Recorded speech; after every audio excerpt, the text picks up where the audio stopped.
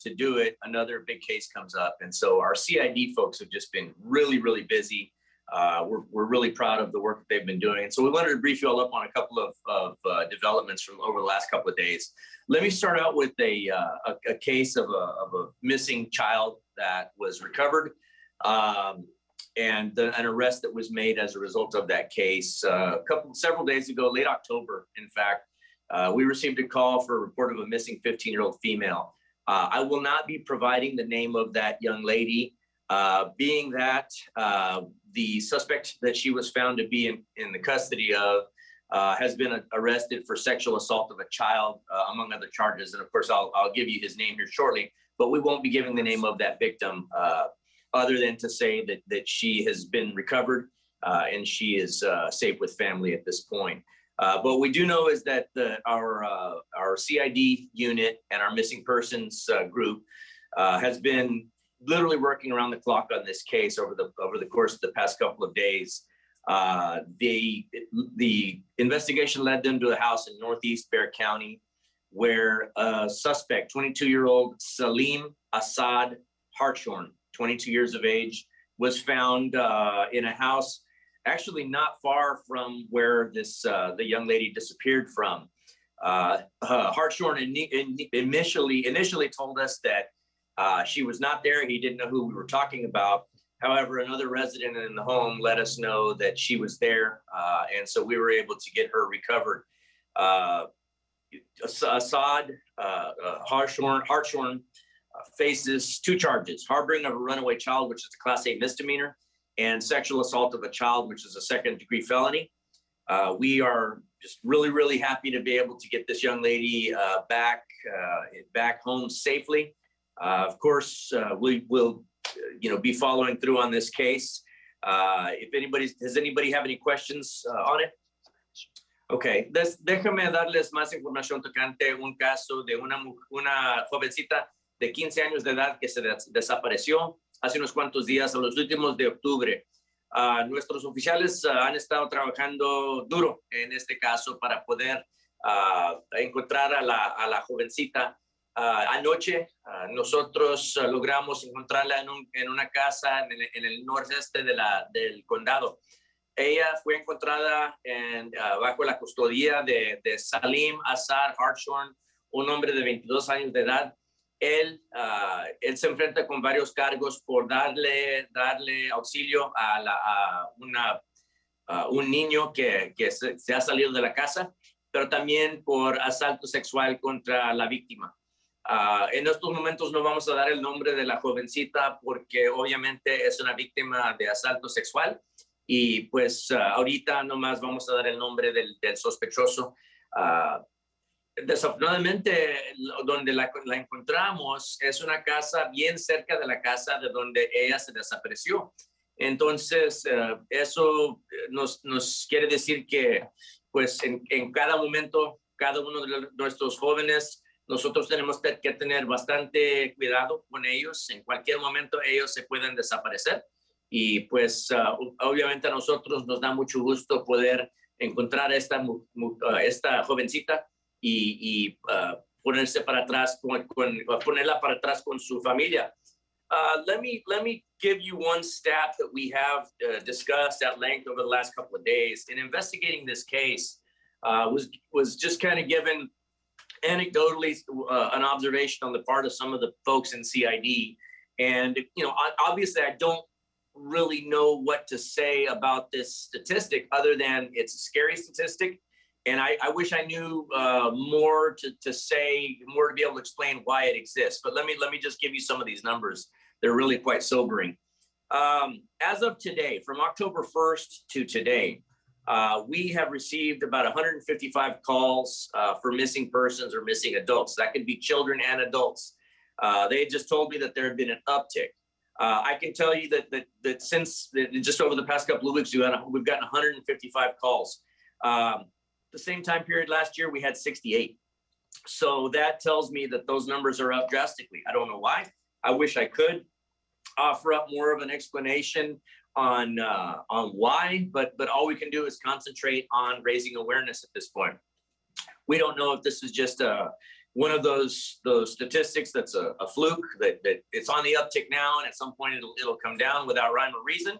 But what we can tell you is just some basic tips that we give to parents when it comes to preventing runaways, preventing victims of human trafficking, especially among youngsters.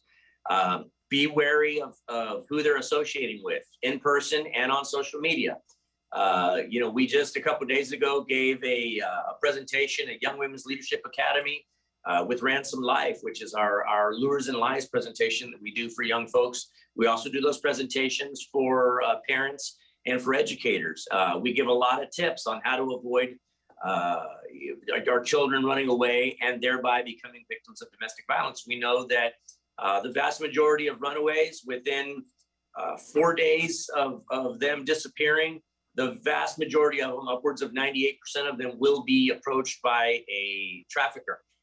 We also know that once they enter that world of trafficking, we only stand about a 2% chance of getting them back. And so it's a very, very scary thing for us, especially in light of knowing that our numbers are so high right now. So if you would like to host one of those human trafficking seminars that we do with Ransom Life, you can email us at stophumantrafficking@bear.org. And we'd be happy to do one of those virtually via Zoom, or we can also do them in person. Quite frankly, we don't care if there's 2 people in the room or in the chat room or 102. We just want people to have that information. So again, that email that you can send an email to requesting a presentation, stophumantrafficking@bear.org. Michael Board, I guess you got a question on, was the teen victim being trafficked? At this point, we don't have any indicators that she was trafficked. But let me start out by saying this. Traffickers sometimes don't start out right away trafficking. Sometimes it starts out as a sexual relationship. In the child's mind, it's a romantic relationship. This person loves them and doesn't, showers them with gifts and affection and grooms them. They may take during that time period, that courtship period, they may take pornographic pictures of that child or videos of that child. That is then used to extort that child into the world of trafficking right now. So, quite frankly, at this point, I wish we had gotten her back sooner than that sexual activity or sexual assault occurring. But at this point, we do believe that we got her back before it devolved even further into something like trafficking. But that is certainly something that we always need to be on the lookout for. Again, this young lady is back home safe and sound. We certainly hope that she can get her life back together and get beyond this, what happened to her. Obviously, we know she'll never be back to 100% the way she was beforehand, but we certainly hope that she can try to find some normalcy moving forward. And certainly it brings us a great amount of satisfaction knowing that Salim Assad Harshorn is behind bars. Are there any questions on that case? Javier. Yes, Javier, Javier, nada más si me puedes decir, por favor, en español, la cifra tan preocupante de personas desaparecidas que de repente te está llegando, la que dijiste ahorita, y en un momento dado también, si puede estar relacionado con lo que estás hablando ahorita de personas desaparecidas, por favor. Sí, sabemos que hasta ahorita, nuestros oficiales detectives nos han dicho que han visto el número de reportes de personas desaparecidas incrementando. Pero ahora que me dieron el número, sabemos que hasta este punto tenemos más que 155 llamadas por personas desaparecidas. Esos son niños y también adultos. 155. El año pasado, al mismo tiempo, teníamos 68 hasta ese punto. Entonces, ya sabemos que realmente ese número ha incrementado dramáticamente y pues ahorita no se sabe por qué. No se sabe si esto es nomás un número que vamos viendo incrementando por ninguna razón o si hay evidencia para poder averiguar por qué estamos viendo estos números incrementando. Lo que sí se sabe es que nosotros urgimos al público que tengan mucho cuidado con los jóvenes tienen que fijarse con quién se están juntando en persona, pero también en las redes sociales. Tienen que estar al tanto con quién está hablando su jovencito o jovencita. Esta niña, esta víctima, sí sabíamos que ahora por la evidencia que nosotros tenemos, ella ha estado hablando con este sospechoso por algún tiempo, unas semanas, unos meses, y desafortunadamente parece que la familia de esta niña ni sabían que este sospechoso existía. Es más, ellos no sabían que este sospechoso vivía nomás unas cuantas casas alrededor de su casa de ella. Entonces, imagínense, él tuvo éxito por esconderla en la casa, nomás alrededor de su casa de ella. Él tuvo éxito por esconderla por unos cuantos días ahí cerca de su casa. Imagínense si él se lo hubiera llevado a otra parte. Entonces eso nos recuerda que nosotros tenemos que urgir a todo el público que tengan mucho cuidado con quién se están juntando sus jóvenes. Gracias. Gracias. Any other questions on that case? Yeah, I have Hey, a Sharon. question. Oh, sorry. I would like you to talk a little bit about the bigger picture here. You said that missing person cases are on the rise. Could you talk more about the circumstances behind those missing person cases and kind of talk to us? I mean, was the number so low last year because of the pandemic? Can you give us some more perspective on that? That we don't know really. Is there I mean, obviously we know that last year during the pandemic, that probably added to why the number was so low. I'd like to see where we were in years past prior to that. I don't have that information in front of me. What I can tell you is it appears that they're up now. Now, we don't know if this is just a slight uptick that, like many crimes, it cycles up, it cycles down, and sometimes we're left wondering, why did that jump up all of a sudden and then come right back down all of a sudden? So we may not know those reasons. It could be because we were sitting talking about it this morning when we were getting briefed up by our CID folks. It could be because report cards just came out and kiddos are feeling like they might get in trouble. And so they run from home. Obviously, we know that there's probably, if a child's running from home because of bad grades, there may be other issues occurring in that child's home life that would lead it to that situation to where a child is running away. So I don't want people to freak out that, oh my gosh, my child got a bad grade, they're going to run away from home. There may be some other underlying issues, of course. It could be because the holidays are approaching. That's one of the factors that our CID folks were telling us that could be a driver behind it. We may never know. And there may be no rhyme or reason for why we're seeing such a dramatic uptick, but we do know that there is an uptick. And so what we do at that point is we try to attack it with public awareness. And we just let people know that, look, you've got to be on the lookout for this. This young lady was literally just down the street from where she lived. And this suspect had success in hiding her away for several weeks. And she was literally right there under the nose of her families. They didn't even know that this guy existed. In conducting a search of the young lady's home, one of our detectives found a note where she and this suspect had been talking back and forth. And we found his name in that letter. But other than that, the parents didn't even know that this guy existed, much less that he lived up the street, much less that he had their daughter in his home. And so that's a scary, scary thing that this young lady's been gone for a couple of weeks. There she was right there by her house.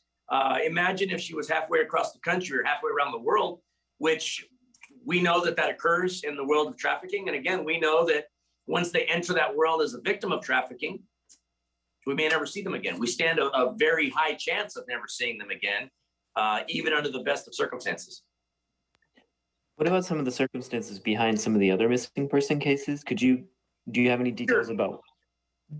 Sure, those are just calls for service involving a missing person of any age. Those are some of those are adults, some of those are children.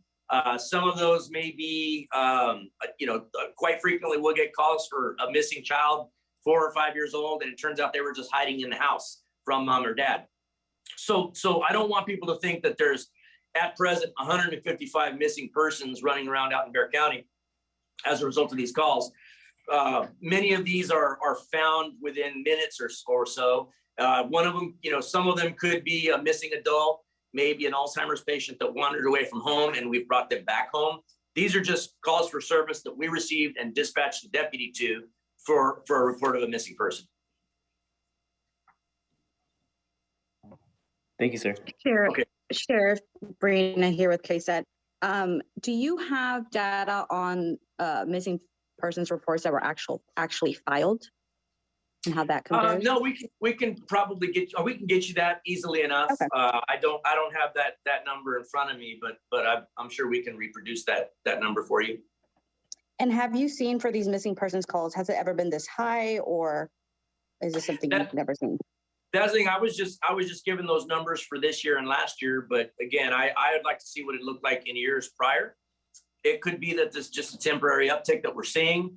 What prompted us to pull those numbers is our sergeant and CID, Sergeant John Mahon was briefing us earlier, and he says, "Gosh, you know what? There just seems to be a lot more going on right now." And that was just him working from memory, going, "We've really just had a lot of these." But only then did we pull those numbers and realize, well, yeah, he's not messing around. Those numbers are high. But we'll have to get you the number on how many were actually entered as missing.